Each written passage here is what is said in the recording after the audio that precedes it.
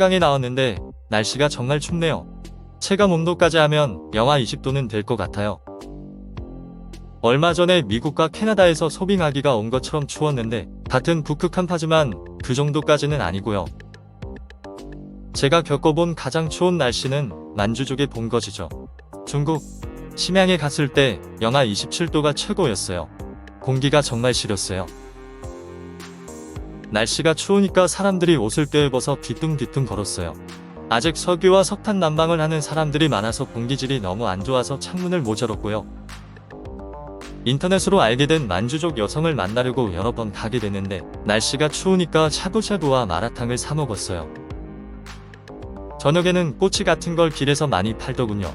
심양에는 중가라는 서울 명동 같은 중심가가 있는데 백화점도 있고 좋은 식당들도 있었고요.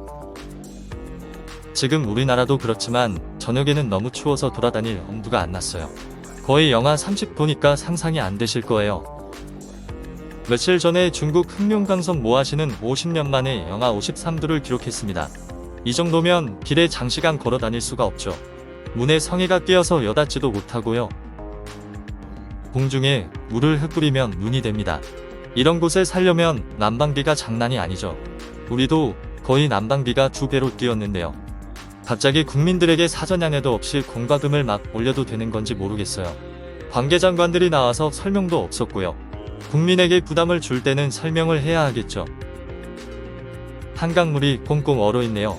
아파트 등 집단 주거 지역이 들어서기 전인 60년대까지는 한강을 걸어서 도강도 가능하고 스케이트도 타고 상업용 얼음도 채취하고 했지요. 온폐수가 유입되기 때문인데요.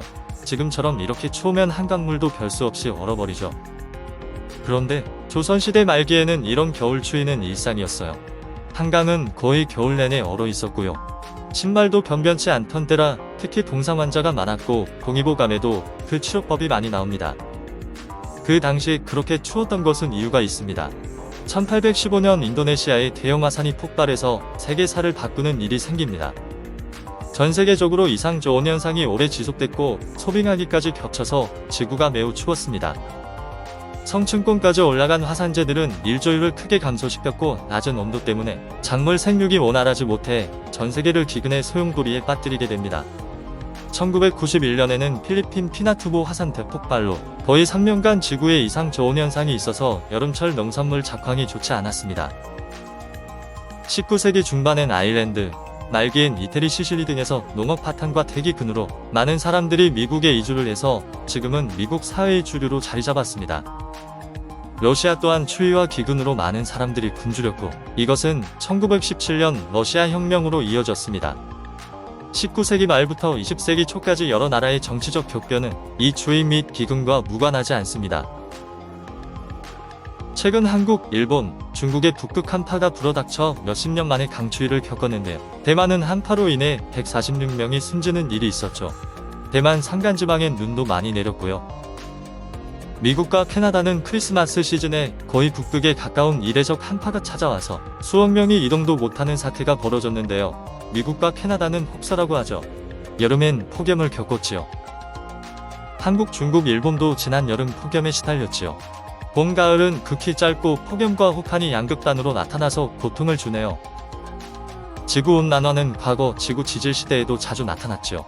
대기 중 이산화탄소 농도 증가로 거대한 숲과 참매보다 더 큰 잠자리와 곤충들, 육중한 공룡들도 있었고요.